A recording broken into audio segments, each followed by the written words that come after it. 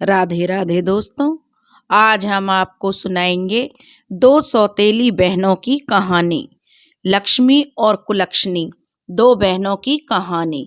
अगर आप हमारे चैनल पर नए हैं तो प्लीज़ हमारे चैनल अपनी संस्कृति वन को लाइक करें, सब्सक्राइब करें और शेयर करें।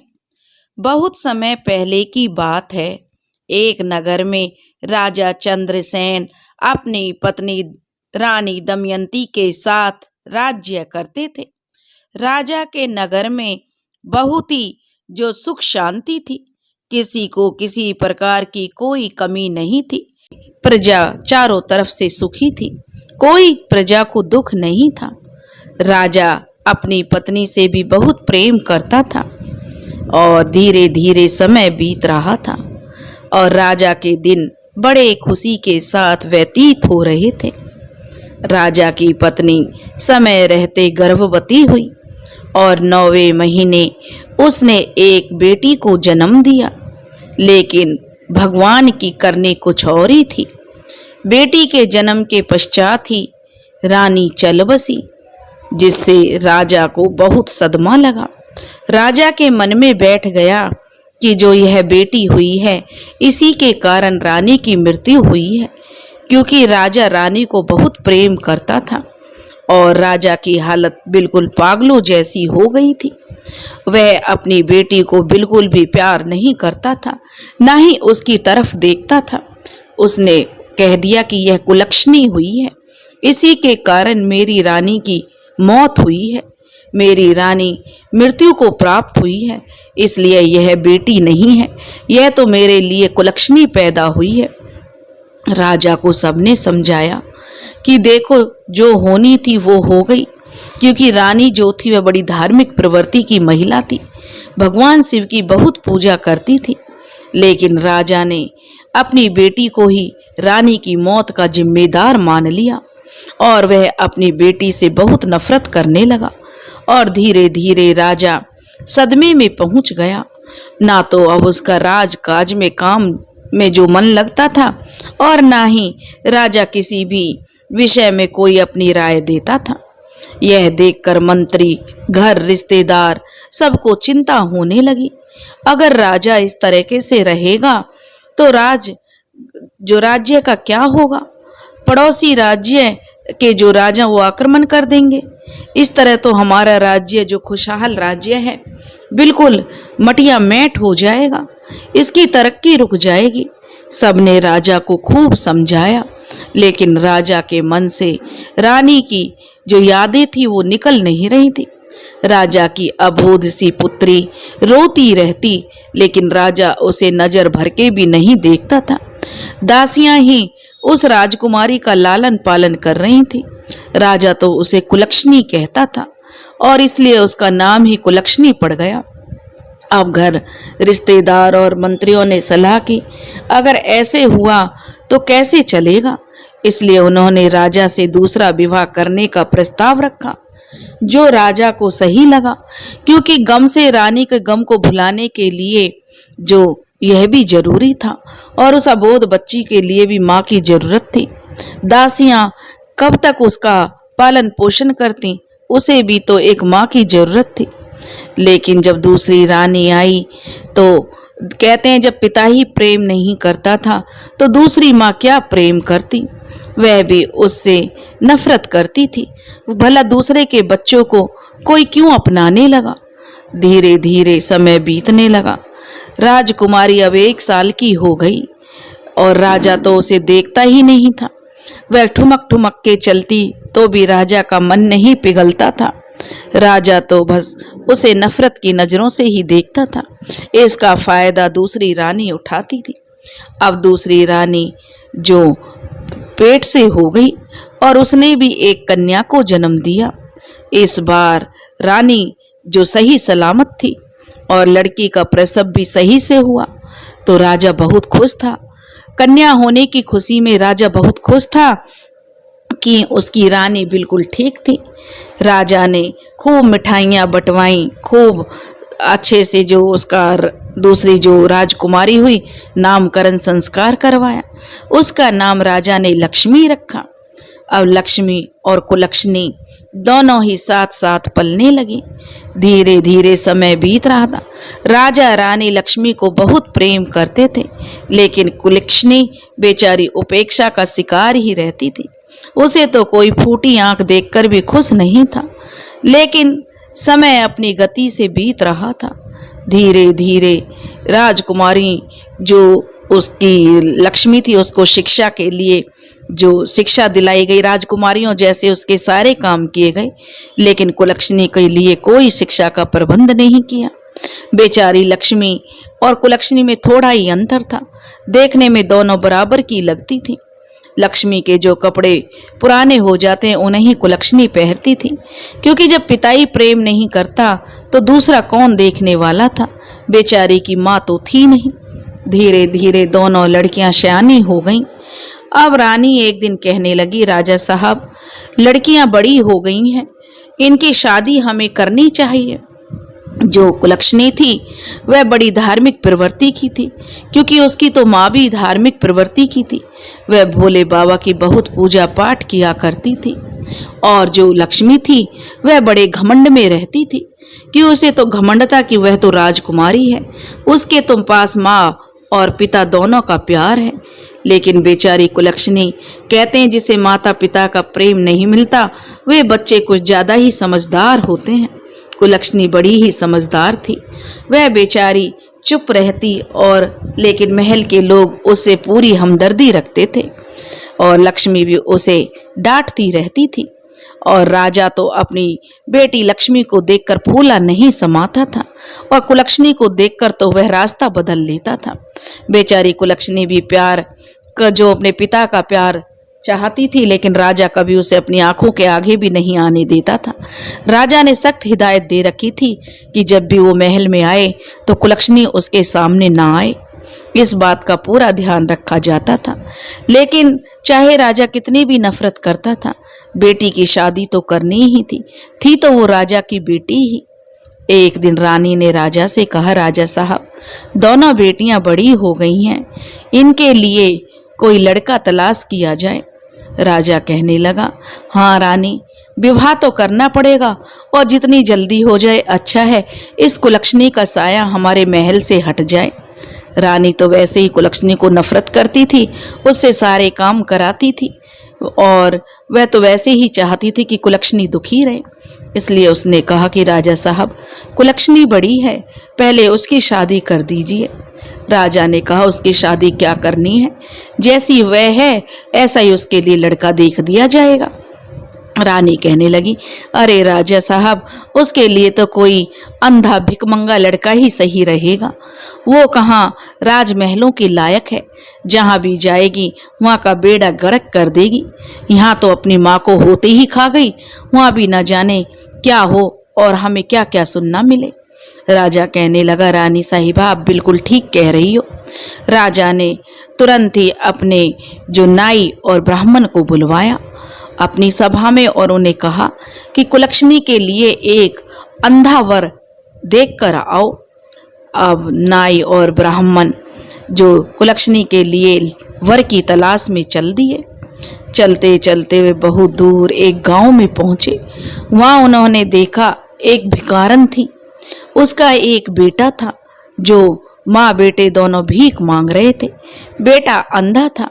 घर के नाम पर एक फूस की जो टूटी फूटी सी झोपड़ी थी।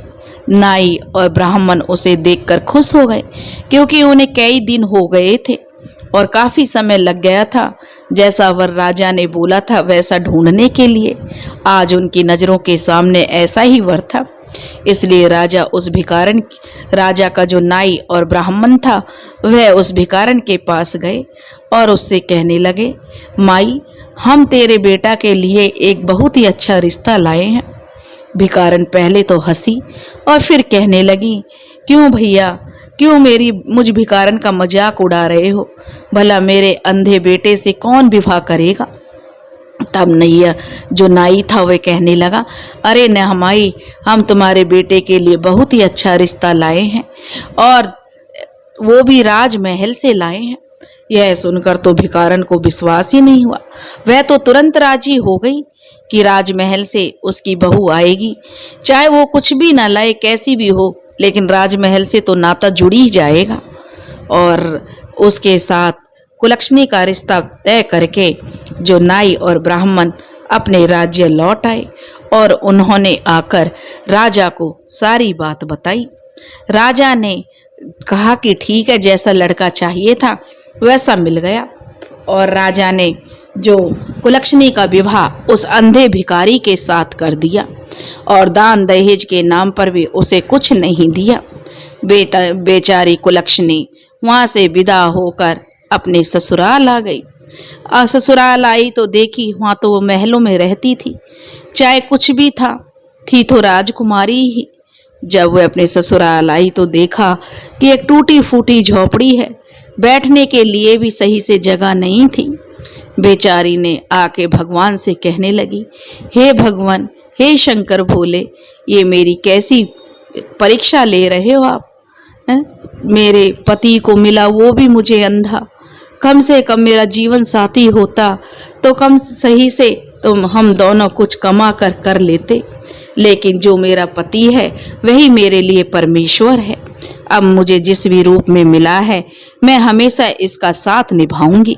और अपनी सासू माँ से वह कहने लगी, माँ जी, जो भी घर में है वह खाना बनाने के लिए मुझे दे दीजिए, क्योंकि उसकी सास और उसका पति भीख मांगते थे।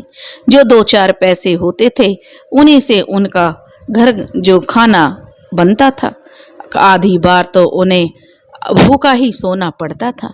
लेकिन कुलक्षणी ने जो भी पैसे मिले उनसे उसने जो खाना बनाया, अपनी सासू माँ और अपने अंधे पति को खाना खिलाया, और जो बाद में बचा पीछे वो ग्रहण कर लिया और भोले बाबा की मर्जी मानकर उनके साथ बड़े प्रेम से रहने लगी। अपने सास और अपने पति की सेवा करने लगी। उसने उन्हीं में सुख तलाशने की कोशिश की। उधर अब रानी कहने लगी, राजा साहब, कुलक्षणी का तो विवाह हो गया, उससे तो हम जो छुटकारा पा चुके हैं, लेकिन अब हमारी लक्ष्मी बिटिया के लिए भी कोई अच्छा सा वर ढूंढ दीजिए। राजा ने अपने नाई और ब्राह्मण को बुलाया और कहा कि एक अच्छे से राजा का बेटा राजकुमार, जो कि अच्छा राजकुमार, अच्छा बड़ा राज्य होना चाहिए, जिसमें हमारी लक्ष्मी बेटी का विवाह तय करना चाहिए। नाई और जो ब्राह्मण था वो लक्ष्मी के लिए वर ढूंढने चल दिए और एक चक्रवर्ती राजा के यहाँ पहुंचे। और लक्ष्मी क्योंकि देखने में सुंदर भी थी और वहाँ पर जो राजकुमार था राजा का एक ही था और वह भी चक्रवर्ती सम्राट बनने वाला था, इसलिए उन्होंने वहाँ पर लक्ष्मी का रिश्ता तय कर दिया। समय से बारात आई, राजा ने खूब दान दहेज दिया और लक्ष्मी को बड़े शान शौकत के साथ विदा किया। बेचारी कुलक्षणी उधर अपने जैसे तैसे दिन काट रही थी और लक्ष्मी तो ऐशो आराम से आई थी और रानी बनकर ही रही। उधर राजकुमारी थी, माँ बाप का प्यार मिला, इधर भी उसे अच्छा राजमहल और चक्रवर्ती सम्राट जैसा पति मिला। अब कुलक्षणी बेचारी एक दिन उसकी सासू माँ कुछ पैसे भीख मांग कर लाई तो वह कहने लगी, माँ जी, ये भीख मांगना हमें अच्छा नहीं लगता, इससे अच्छा है कि हम कोई काम कर लें। उसकी सासू माँ कहने लगी, बेटी बहू, मेरे घर की तो तुझे कुलक्षणी कहते हैं, लेकिन तू तो मेरे घर की लक्ष्मी है, तू जो कहेगी मैं मान लूंगी। वह कहने लगी, माँ जी, इन पैसों से मैं कुछ खरबूजे खरीद कर लाती हूँ, गर्मियों का समय है, खरबूजे और तरबूज इस मौसम में बहुत बिकते हैं, मैं उन्हें बेचूंगी और उससे अपना गुजारा करेंगे, कम से कम हम अपने आत्मसम्मान से तो रहेंगे। आप भीख लेने जाती हो, 10 लोग आपको ठुकराते हैं, कोई 1-2 तरस खा के भीख देता है, मुझसे यह देखा नहीं जाता कि लोग आपका अपमान करें, इसलिए आज से आप घर पर रहो और मैं यह तरकारी भाजी बेचने जाया करूंगी। तो उसकी सासू माँ बोली, बेटी तू नहीं ये कहाँ जाएगी? वह कहने लगी, नहीं माँ जी, आप जो घर में रहो। वह बोली, ठीक है, अब उन पैसों के जो भी थे उसने एक डलिया ली और उसमें कुछ तरबूज और खरबूजे रख लिए और लेकर चल दी। और जंगल के रास्ते पर एक मंदिर था, उसी मंदिर के सामने जाकर बैठ गई। बड़े ताजी ताजी खरबूजे थे और गर्मियों में तो खरबूज और तरबूज लोगों को बहुत ही पसंद आते हैं, इसलिए हाथों हाथ ही कुलक्षणी के खरबूजे और तरबूज बिछ गए। उसके सारे उसने बेच दिए। अब उसके पास सिर्फ 2 खरबूजे रह गए। उसी समय संयोग से माता पार्वती और महादेव जी उसी रास्ते से गुजर रहे थे। माता पार्वती कहने लगी, शंकर जी देखो, खरबूजे की महक यहाँ तक आ रही है, मुझे तो खरबूजा खाना है। शंकर जी कहने लगे, अरे पार्वती, तुम भी किस चक्कर में पड़ रही हो, चलो कैलाश चलते हैं। तभी तो तुमने कहा था कि मुझे पृथ्वी पे भ्रमण करना है और मैं तुम्हें घुमाने के लिए ले आया, तो अब ये तुमने कौन सी रट लगा ली। कहते हैं ना कि जो नारी हट होती है वो मनवा के ही रहती है। वो कहने लगी, नहीं नहीं महादेव, मुझे तो उस रास्ते से जाना है। देखो उधर खरबूजे की बड़ी अच्छी खुशबू आ रही है, कैसे ताजी ताजी उसके पास खरबूजे हैं और वह तो आपकी भक्त है। अब पार्वती मैया और भोले बाबा ने बूढ़े बुढ़िया का भेष धारण किया और पहुंच गए कुलक्षणी के पास। कुलक्षणी के पास 2 खरबूजे थे। उन्होंने बिल्कुल ऐसा भेष बनाया, फटे हुए चीथड़े, बिल्कुल गंदे से, और जाकर कहने लगी, बिटिया हमें भूखे हैं, क्या हमें कुछ खरबूजा खाने को मिलेगा। तो कुलक्षणी कहने लगी, हाँ माई आप बैठो, इतनी गर्मी पड़ी हुई है। कुलक्षणी के पास थोड़ा पानी था। पहले उसने भोले बाबा और मैया पार्वती बने हुए बूढ़े लोगों को पानी पिलाया और आराम से बिठाया और एक एक खरबूजा, जो 2 खरबूजे उसके पास बचे हुए थे, वो उन्हें खाने को दिए। तो पार्वती मैया कहने लगी, बिटिया हमारे पास तो तुम्हें देने के लिए कुछ भी नहीं है, हम कहाँ से पैसे देंगे, हम तो खरबूजे तो हमने खा लिए। वह कहने लगी, कोई बात नहीं मैया, आज मैं खरबूजे बेचने आई थी और भोले बाबा की कृपा से मेरे सारे खरबूजे जो बिक गए। अब मेरे पास सिर्फ ये 2 खरबूजे शेष बचे थे, अगर आप इन्हें खा लिए तो यह भी मेरे लिए धर्म पुण्य का काम है। आप तो बूढ़ी माँ हैं, मेरी कोई माँ नहीं है, और आपने मुझसे इतने प्यार से बेटी कहा है। बेटी शब्द सुनने के लिए तो मैं तरस गई थी। कभी मेरे पिता ने भी मुझे बेटी का प्यार नहीं दिया। और तब वह पार्वती बनी बूढ़ी माँ कहने लगी, बिटिया काफी दूर से चल के आई हूँ, मेरा सांस चल रहा है और मेरे पैरों में बड़ा दर्द हो रहा है। और पार्वती मैया वहीं बैठकर निढाल हो गई। तब कुलक्षणी ने देखा कि पार्वती मैया जो कि बूढ़ी थी, उसे क्या पता था कि ये तो साक्षात भोले बाबा और माता पार्वती हैं। उसने जो कहने लगी, मैया लाओ मैं तुम्हारे पैर दबा देती हूँ, और वह बड़े प्यार से उस बूढ़ी माई के पैर दबाने लगी। ठंडी ठंडी हवा चल रही थी। पार्वती मैया को नींद आ गई।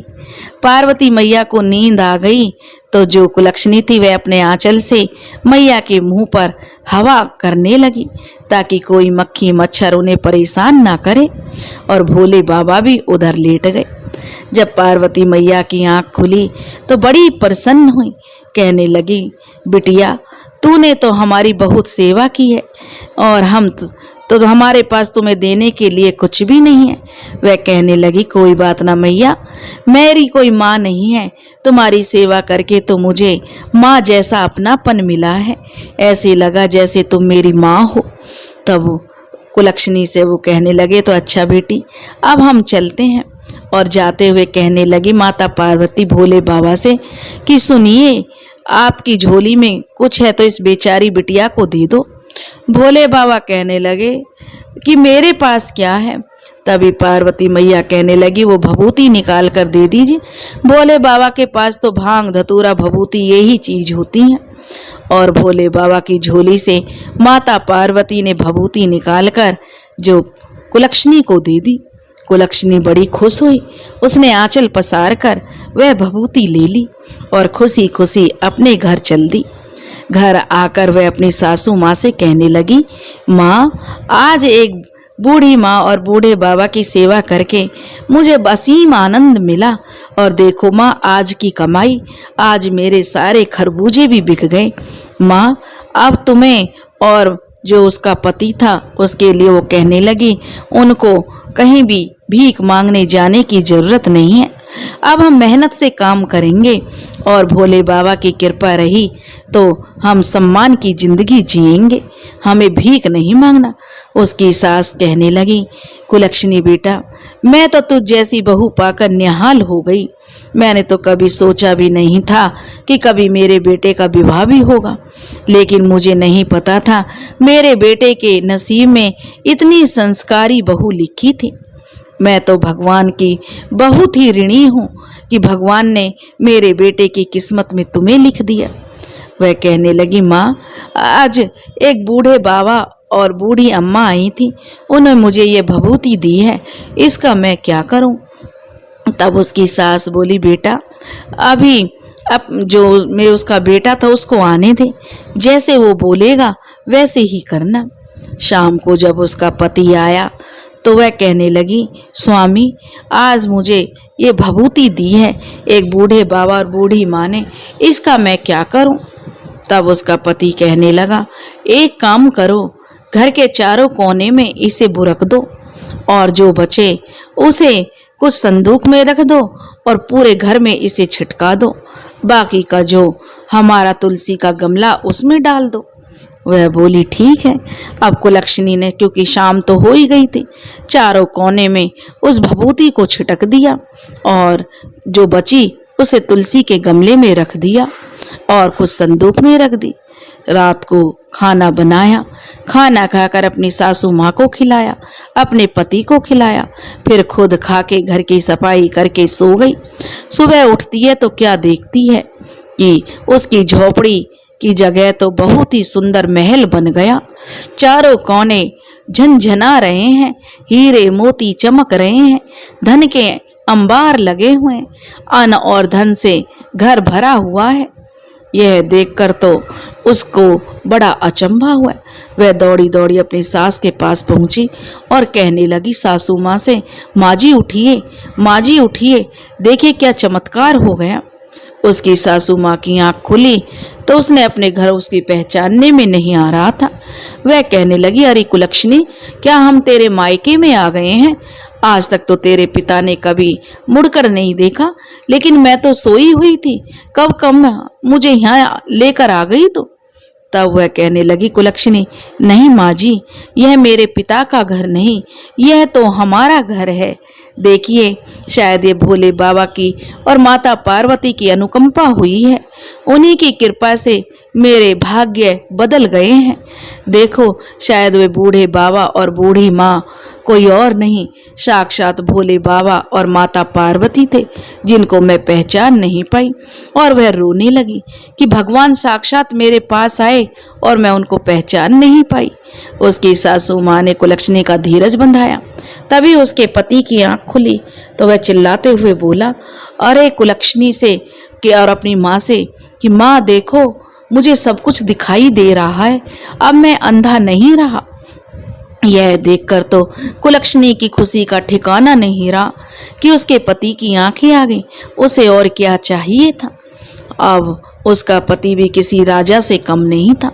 अब उन्होंने कहा कि जब इतनी बड़ी कृपा हुई है तो क्यों ना हम एक अच्छा सा भोले बाबा और माता पार्वती की शिव चर्चा करवाएं, जिससे कि लोगों को बुलाएंगे, अपने यार नाते रिश्तेदारों को बुलाएंगे और भंडारे कराएंगे। तो उसकी सासू माँ कहने लगी, बेटी, मेरे तो घर की तू लक्ष्मी है, जैसा तू करना चाहे वैसे कर। अब उसने अपने घर में जो एक कथा रखी, उसने सब रिश्तेदारियों में न्योते भिजवाए, अपने मायके भी भिजवाए, अपनी बहन के भी भिजवाया और सब उसकी जो कथा में आए। लेकिन उसके पिता को तो अपने ऊपर बड़ी शर्मिंदगी महसूस हो रही थी कि मैंने बेटी के साथ ऐसा किया, लेकिन उसका नसीब देखो, नसीब के आगे किसी की नहीं चलती। मेरे चाहने से क्या होता है जब भगवान ने उसका नसीब स्वर्ण अक्षरों से लिखा है। लेकिन उसके पिता और माँ को, जो सौतेली माँ थी, उसे बड़ा अफसोस था, क्योंकि जब कुलक्षणी की और लक्ष्मी की शादी हो गई थी तभी उसके पिता कौड़ी हो गए थे। और कौड़ी रोग ऐसा था कि उसके पिता ठीक नहीं हो रहे थे, जिससे उनका राजपाट भी धूमिल होता जा रहा था। क्योंकि जब राजा ही राज करने वाला मजबूत ना हो तो राज्य तो जो गरीब होता ही जाएगा। उसमें घुसपैठ होने लगी थी। उसका पिता एक नाम का राजा रह गया था। जब उसकी बहन लक्ष्मी आई, क्योंकि लक्ष्मी तो पहले से ही वो घमंडी थी, कुलक्षणी को बात बात पर वह जो ताने मारा करती थी। जब आई तो उसने देखा कि कहाँ, तो मैं तो चक्रवर्ती सम्राट की बीवी हूँ, रानी हूँ, चक्रवर्ती रानी हूँ, और मेरा पति इतना बड़ा राज्य का मालिक है, लेकिन यह महल और इसके ठाट बाट तो मुझसे भी ज्यादा अच्छे हैं। वह कुलक्षणी से कहने लगी, कुलक्षणी, तुझे ये सब कहाँ से मिला, कैसे मिला? तो कुलक्षणी ने सारी बातें अपनी बहन को बता दी। अब उसके मन में तो फिर से लालच समा गया। वह तो किसी भी कीमत पर कुलक्षणी को नीचा दिखाना चाहती थी। वह तो चाहती थी कि उससे ऊपर कुलक्षणी हो ही नहीं सकती। लेकिन जिसे भगवान उठाना चाहे उसे कौन रोकने वाला होता है? ऊपर उठाने वाला तो भगवान है। किसको कब क्या बना दे वो तो भोले बाबा की कृपा के आगे भी नतमस्तक है। कब किसको ऊंचा उठा दे, कब किसको नीचा दिखा दे, यह कोई नहीं जानता। अब जो कुलक्षणी से पूछकर उसकी बहन ने कहा अपने पति से कि देखो जी, मैं भी जो खरबूजे बेचने जाऊंगी। उसका पति कहने लगा, अरे लक्ष्मी, तुम ये कैसी बातें कर रहे हो? हमारे राज्य में किसी प्रकार की कोई कमी नहीं है। अरे वो तो तेरी बहन इतनी गरीब थी, उसकी सच्ची श्रद्धा और भक्ति देखकर उस पर भगवान ने कृपा की है। तू क्यों जलन के मारे मरी जा रही है? तेरे पास किस चीज की कमी है? लेकिन लक्ष्मी नहीं मानी। वह कहने लगी, नहीं जी, मुझे तो खरबूजे बेचने जाना है। वह बोला, ठीक है, अगर नहीं मानती है तो कर। अब वह कुलक्षणी की बहन लक्ष्मी जो लेकर खरबूजे एक डलिया में जाकर बेचने के लिए एक मंदिर के पास जाकर बैठ गई। संयोग से उस दिन भी माता पार्वती और भोले बाबा आ रहे थे। खरबूजे बड़े ही ताजा ताजा थे। पार्वती मैया भोले बाबा से कहने लगी कि देखो जी, मुझे तो खरबूजे खाने हैं, गर्मी का मौसम है और यह चीज गर्मी में ही खाई जाती है। भोले बाबा ने बहुत समझाया, लेकिन पार्वती जी नहीं मानी। उन्हें तो लक्ष्मी के जो खरबूजे पसंद आ रहे थे। अब उन्होंने फिर से बूढ़े का भेष बनाया और एकदम से ऐसे भिखारियों जैसा फटे भेष बनाकर उसके पास पहुंच गए। लक्ष्मी का तो उस दिन एक खरबूजा भी नहीं बिका था। अब वह गए और पार्वती मैया कहने लगी, बिटिया, बहुत भूख लगी है, गर्मी के मारे दम निकल रहा है, बहुत प्यास भी लगी है, और थोड़ा सा पानी पिला दे और हमें थोड़ा खरबूजा खाने के लिए दे दे। तो लक्ष्मी कहने लगी, अरे हट पर है, सुबह से बोहनी तक तो हुई नहीं है, कहाँ से भिखारी चले आए मांगने के लिए। अब पार्वती मैया और भगवान शिव एक दूसरे की तरफ देखकर मन ही मन मुस्कुरा उठे और उधर ही बैठ गए। वह डंडी उठाकर कहने लगे, अरे परे हटो, कितने गंदे लोग हो, पीछे हटो, दिखाई नहीं देता, मैं खरबूजे बेचने के लिए आई हूँ और अभी तक मेरा खरबूजा नहीं बिका है, और जब भगवान शंकर और माता पार्वती आएंगे तो उन्हें मैं क्या दूंगी, पीछे हटो। अब वो जो उसने खरबूजे नहीं दिए, सुबह से शाम हो गई, एक भी खरबूजा नहीं बिका। फिर वह उठ के चलने लगी तो कहने लगी, अरे मैं जा रही हूँ माँ जी, क्या तुम मुझे थोड़ी भभूति नहीं दोगी? कुलक्षणी को तो तुमने भभूति दी थी। उसने सोचा था कि भगवान शायद साक्षात आए थे। जब भगवान और पार्वती मैया साक्षात नहीं आए तो उसने उस बुढ़िया से ही कहा। तो पार्वती मैया कहने लगी, अरे हाँ, शंकर जी से कि इसे थोड़ी भभूति दे दीजिए। शंकर जी ने अपने झोले में हाथ डाला और लक्ष्मी को भभूति दे दी। लक्ष्मी लेकर उसे खुशी खुशी आ गई और आकर अपने पति से कहने लगी, देखो जी, मैं भभूति लाई हूँ। और उसने सारे घर में छिटक दी और बड़े ही खाना खा के, चाहे कोई खाए या ना खाए, खा के सो गई। सुबह उठी, उसे सारी रात पहले तो नींद नहीं आई कि सुबह उठूंगी तो हीरे मोतियों के अंबार लगे मिलेंगे। यही सोच सोच कर वह बड़ी खुश हो रही थी। लेकिन जैसे ही सुबह उठी तो क्या देखती है, उसके महल की जगह एक झोपड़ी बन गई और कीड़े मकोड़े भिन भिना रहे थे। अब तो लक्ष्मी मूंड पकड़ कर रोने लगी, कहने लगी, हे भगवान, गाली गलौज करने लगी कुलक्षणी को, इसने मेरे साथ क्या कर दिया। अब उसका पति उसे समझाने लगा, देखो लक्ष्मी, तुमने जो लालच में आके सब किया है, तुम्हारी बहन दिल की अच्छी थी, तुमने उसके साथ अच्छा व्यवहार नहीं किया। भगवान ने उसकी नियत, उसकी भक्ति देखकर उस पर कृपा करी, लेकिन तुम लालच में थी, अपना जो पास में था तुमने वो भी खो दिया। जो अपने पास होता है उसी में सबर तुम्हें करना चाहिए था। उसके पति ने उसे खूब समझाया, लेकिन लक्ष्मी अपनी बहन कुलक्षणी को ही कहने लगी, उसकी काली छाया पड़ गई हम पर, इसलिए हमारे साथ ऐसा हुआ है। उसके पति ने उसे डांटा और कहा, लक्ष्मी अभी भी सुधर जाओ।